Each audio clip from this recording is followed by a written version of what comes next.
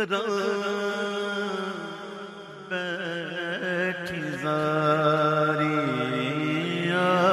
बड़ा ढोना करा बैठी ज़ारी बड़ा ढोना करा बैठी ज़ारी। मेरा एक दोस्त है, उसका ताल्लुक इस सराय की ज़बान से ज्यादा है। वो मुझे बता रहा था कि सराय की मर्द जो होते हैं वो बड़े खुश होते हैं। इसकी वजह बताई मैं। उसने कहा कि वहां की जो औरतें होती हैं, मतलब मर्दों की बीवी, जैसे ही मर्द घर में आता है ना तो उसका इस्तेकबाल अच्छा करती है, उसका ख्याल रखती है,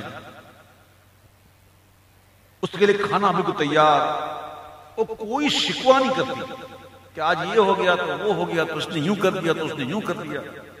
ना ऊन होता है, मर्द बेचारा दाखिल हो घर के अंदर और वहां से शुरू, ऐसे यूं कर दिया तो ये हो गया, तो ये मसला हो गया, तो वो मसला हो गया।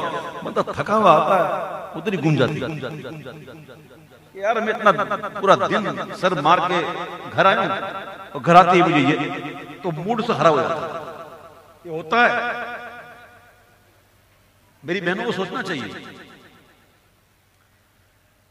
तो औरत जब वो घर आता ना तो उसको कोई किस्म की बात नहीं करती कि ये है मसला तो वो नहीं, पूरा खाना खिला के आराम से जब सोने का टाइम हुआ तब पता ये मसला तो ये मसला। ये तरीका जिंदगी खुशगवार गुजारना।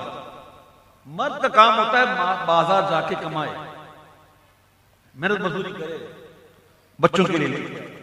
अब बेचारा पूरा दिन मजदूरी करके घर पे आया थका हुआ, ऊपर से ये मिल जाए कि ये होगा तो ये हुआ तो यूं हुआ। अरे भाई कह देना, थोड़ा सबर तो कर, बेचारे को सांस लेने दे।